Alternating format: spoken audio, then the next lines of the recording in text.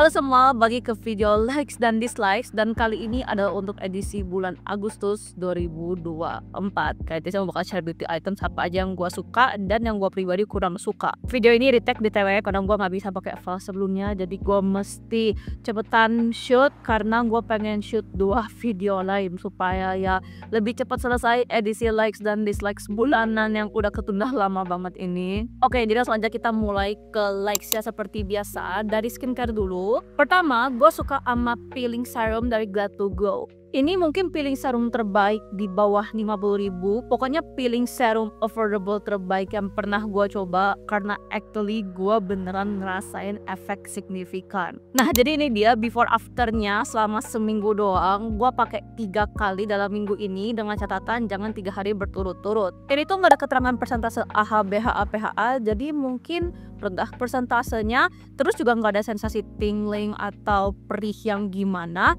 Cuman sekali doang gue ngerasain pas kulit lagi sensitif banget, yang dimana wajar. As you can see, ini udah habis. Ini botol kedua gue BTW, dan ya actually bagus gitu. Kayak ini bisa nyampe sebulan pemakaian. Cara pakai juga gampang, kan tinggal olesin terus diamin 1-5 menit dan bilas. To be honest, gue belum nemuin kekurangannya karena ini pertama lagi tuh affordable, terus beneran ngefek untuk jerawat dan nyaman dipakai, dalam artian gak bikin kulit perih atau kebakar atau merah-merah lebay gitu setelahnya. Kalau kalian lebih dari chemical expo yang affordable, terus mungkin masih pemula dan takut pakai persentase terlalu tinggi, bisa consider Glad to Glow ini sih, beneran bagus. Next, gue suka sama skin tint dari Amaterasu. Ini beneran definisi skin tint, kayak bener-bener ya dibandingin semua skin tint yang gue pernah coba, ini yang paling ringan dan yang paling seamless ke kulit. Ini tuh beneran effortless banget untuk dipakai, kayak di benangan tangan aja tetap cantik gitu loh. Kalau finishnya sendiri tuh lebih ke glowing, dan yang gue suka tuh nggak memperjelas tekstur kulit. Coveragenya cuma sampai medium sih, tapi enough banget untuk nutupin imperfection di wajah gue. Tapi kalau misalkan yang cenderung berminyak kayak gue, wajib banget dengan bedak. Karena ini emang tipe yang gampang longsor sih, soalnya kan lebih ke dewy gitu ya finishnya. Dan karena ini Amaterasu, jadi nggak perlu dipertanyakan lagi kemampuan proteksinya. Ya udah jelas lah ya, SPF dan PA-nya udah lulus tes in vivo. Dan ini bukan tipe skin tint yang tahan banting, karena pas gua pakai keluar keringetan yang lumayan deras, soalnya kan Jakarta panas banget ya, dan gua tuh kemana-mana naik motor, jadi ya agak ini luntur di sekitaran hidung as always. Bukan tipe skin tint yang tahan banting. Gue lebih rekomendasiin pakai ini pas kalian lagi di indoor aja. Masih sunscreen, gue suka sama physical sunscreennya Wardah. Sesuai klien, ini tuh beneran hampir gak ada white cast, bahkan kayak gak ada white cast gitu loh. Nih kelihatan ya, jadi aman untuk kalian punya kulit yang cenderung gelap sekalipun, dan jauh lebih ringan ketimbang physical sunscreen lain. Menurut gue itu physical sunscreen teringan, kayak pakai air Fiosnya yang dimana jarang untuk physical sunscreen karena orang tuh kayak unik creamy. Intinya nyaman banget pas dipakai, dan gue tuh sebenarnya agak trauma dengan sunscreen Wardah karena sering kayak nggak cocok antara perih di mata atau kayak jadi berutusan jerawatan. Tapi ini tuh aman, mungkin sunscreen Wardah pertama yang cocok di kulit gua. Dan ini emang ada klaim non comedogenic, non acnegenic, terus ya tentu aja gak ada alkohol, gak ada fragrance. Coba menurut gua ini proteksinya nggak sebagus physical sunscreen gua yang lain. Kayak kalau misalnya gua pengen di outdoor cukup lama atau kayak pergi olahraga yang keringetan, mungkin gue akan skip pakai Wardah. Gue bakal pakai Amaterasu yang ini water resistance. Jadi biasanya gue pakai itu tuh kalau bisa ke kampus, karena kan nggak terekspos terlalu banyak dengan sinar matahari, dan ya nggak begitu banyak keringetan, jadi aman. Sekarang pe make up, gue suka banget sama tinted balmnya Something. Menurut gue kalian wajib beli satu warna, please banget. Ini tuh sebagus gitu. Ini beneran semelted itu. Oh my god, kan mesti lihat. Ini formulanya cantik banget, so balmy, jadi tuh ya menghidrasi, gak bikin bibir kering, dan full coverage. Sekarang kemana-mana gue selalu pakai ini ya, di shades yang berbeda ya, karena kan gue dikirimin lumayan banyak, gue dikirimin semua shades, jadi gue kayak ada taruh shades yang berbeda di masing-masing tas biar gue nggak kelupaan. Kayak gue pakai ini ke kuliah, gue pakai di buat make upan, gue pakai ini ke gym, pokoknya untuk semua hal gue selalu pakai tinted balm Something ini sekarang. Karena selain warnanya cantik terus ngelembapin, ini juga udah ada UV protectionnya.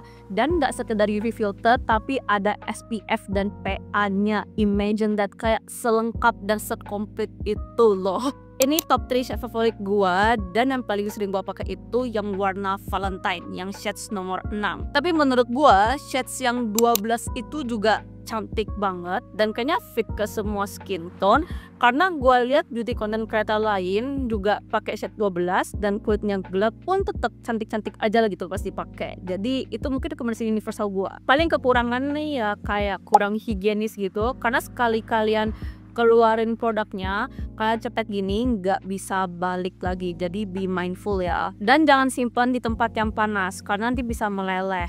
Tapi ya itu kan mesti cobain deh, minimal punya satu warna. Tapi kalau kemahalan kan bisa coba dari Madame G ini. Gue iseng beli karena murah, tapi ternyata bagus sih. Enggak semelted punya something, tapi cukup balmy sih, jadi melembabkan bibir ya tentu aja. Dan ini tuh warnanya lebih ke sheer to medium, nggak sampai yang full. Jadi kalau misalnya bibir kalian super gelap mungkin bakal kurang cocok, tapi gue pribadi bibirnya nggak gelap-gelap banget, lebih ke pucet.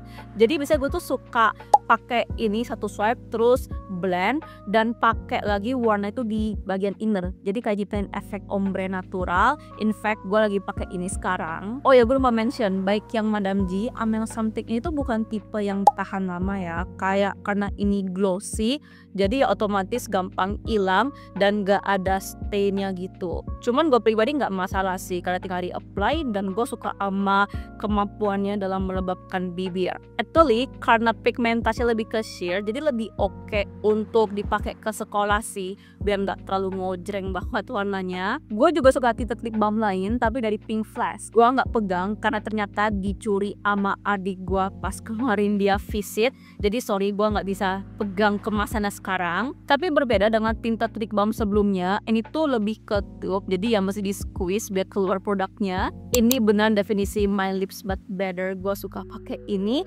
dan lebih full coverage ketimbang yang Madame G sih. Paling kekurangannya ya sama seperti dua tinted lip balm lain, kurang tahan lama dan ya nggak ada stain. Tapi kalau disuruh pilih, gue tetap prefer something karena pertama ini warnanya cantik banget, terus udah ada SPF-nya, dan ini hasilnya beneran glossy, plumpy banget. Cuman ya untuk harga 20 ribuan dan warnanya cantik, jadi gue rekomendasiin. Masih di make up, gue suka sama setting spray-nya Skintific. Ini sangat melampaui ekspektasi gue, beneran sebagus itu. Gue pernah pakai tes untuk renang dan di sisi yang pakai Skintific tuh jauh lebih awet. Ya emang di endorse ya, cuman ya gue selalu honest review lah as you know. Dan gue juga pernah keluar main seharian, cuman di satu sisi doang gue pakai Skintific-nya, dan beneran ya di sisi yang pakai Skintific tuh jadi lebih dikit sebumnya.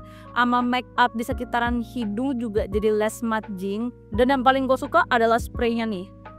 Kelihatan nggak?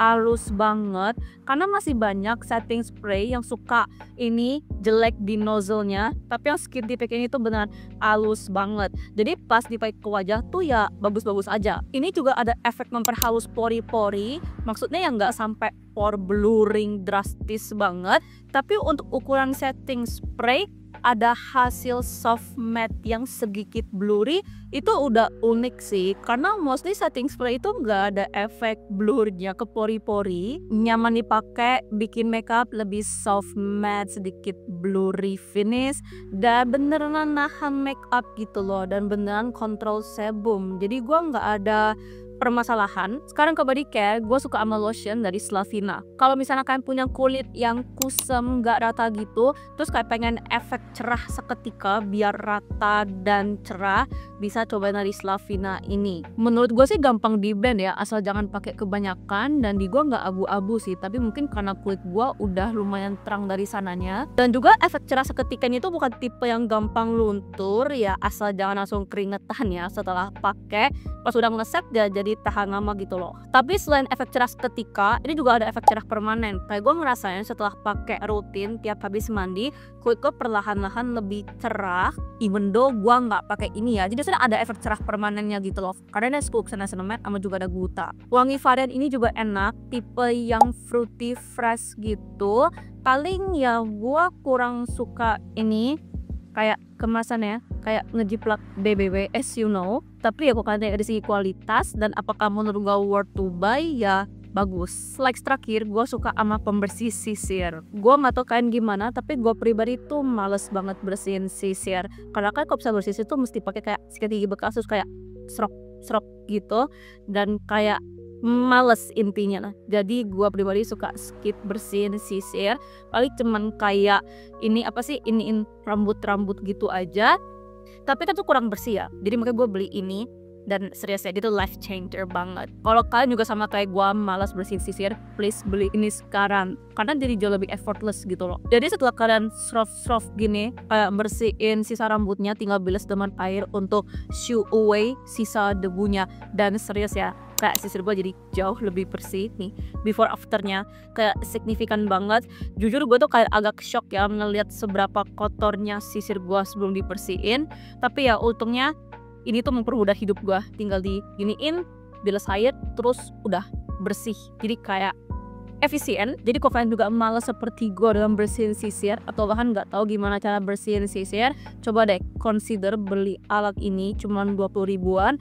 Karena kalau sisir kalian kotor tuh ya otomatis rambut kalian juga jadi kotor gitu loh. Jadi segitu aja untuk likes-nya. Dan sekarang kita ke bagian dislikes. Jadi produk apa aja yang gue pribadi kurang suka selama bulan Agustus kemarin. Pertama, gue kurang suka dengan matte sunscreen Skintific. Jujur itu matte sunscreen terbaik yang pernah gue coba.